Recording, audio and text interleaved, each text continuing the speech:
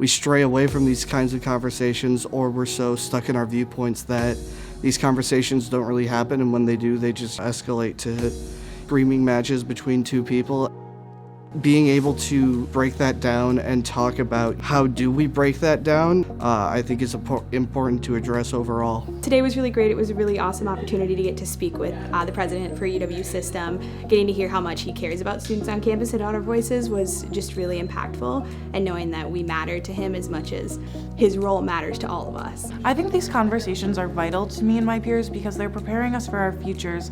It's not just about what we're learning in college, it's taking that knowledge and education and then bringing it to our careers after college. Once we get out into the real world, there's not going to be such a safe space to have these conversations, so to be able to share opinions and be able to understand each other better now just prepares us for later in life.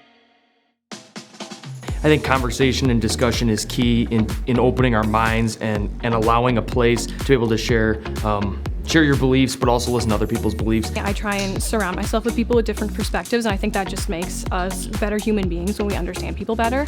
And so yeah, I loved hearing about everyone's different viewpoints and how their identity shapes their viewpoints. There were still opinions that I heard new, and lots of new examples of civil discourse happening even within this conversation. Different perspectives of things that things that everyone's kind of experienced or brought to the university already. If there's two aisles, just because you believe something in that aisle doesn't mean that you have to believe all of these.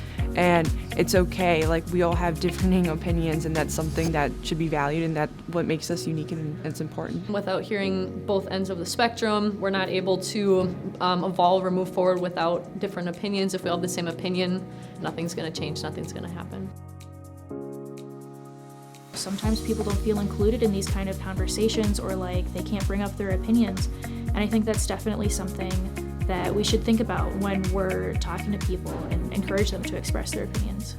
Hearing that a lot of students have difficulty and fear expressing those opinions definitely concerns me, and is something that I want to figure out how we can make sure, despite of what you believe and where you fall on the political spectrum, that you are accepted and welcome here. I am now more open than ever as it pertains to finding different solutions for folks that are self-censoring and thinking about different ways to combat that on a peer-to-peer level. We need to have more discussions about divisive events because we really all want the same thing a lot of times, even if it's not apparent on the surface. Even though there's people on the opposite side of the political spectrum, for me, it was really nice to have it reiterated that we do feel the same way.